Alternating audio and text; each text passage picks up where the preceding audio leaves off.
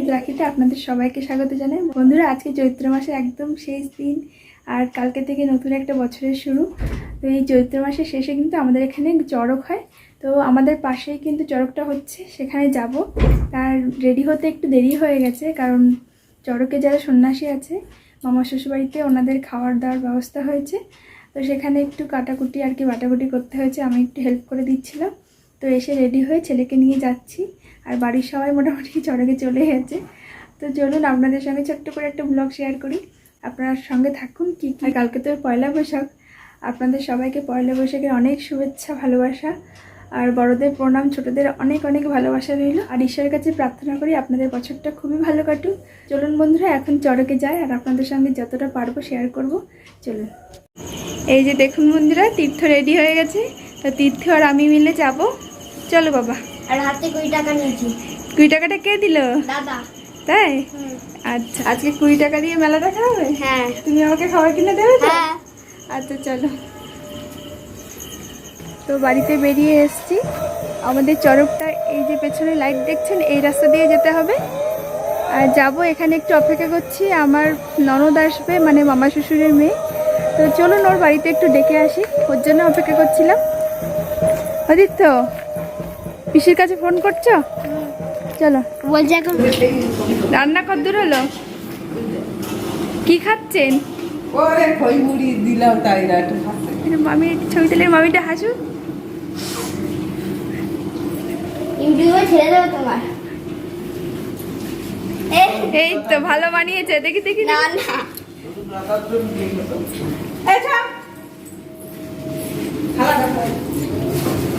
এখন ইজোর হচ্ছে মাসি। আজকে ওই সন্ন্যাসীদের জন্য হলুদ ছাড়া রান্না, ওই জন্য কালারটা এরকম। এই যে আমার মামা আর এই মামি, হেভি কাপেল না? আপনারা কমেন্ট করে জানাবেন। কোথায়? আপনি যাবেন না? হ্যাঁ? তো কখন আস? তুলেছি তো। ও, নাচাটা তুলতে পারিনি তো। বৃষ্টি আছে।